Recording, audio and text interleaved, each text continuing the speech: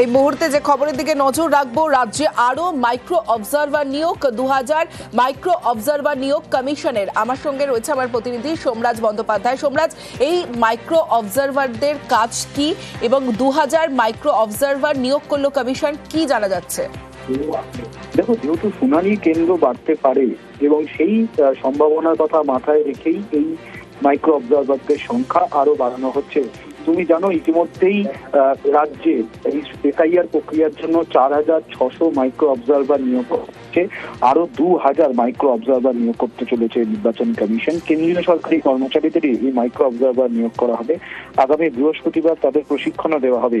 Logical ডিসক্রিপেন্সির আওতায়, যেহেতু তুমি জানো 94,49,000 ভোটারকে নোটিশ পাঠানো হবে শুনানির জন্য, এবং সেই লজিক্যাল ডিসক্রিপেন্সির আওতায় থাকায় তাদের হিয়ারিং করা হবে।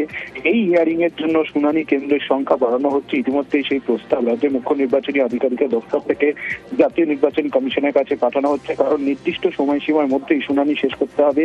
তাই তাকে মাথায় রেখেই মাইক্রো অবজারভারদের সংখ্যা বাড়ানো হচ্ছে বলে কমিশন সূত্রে খবর। বেশ। নিউজ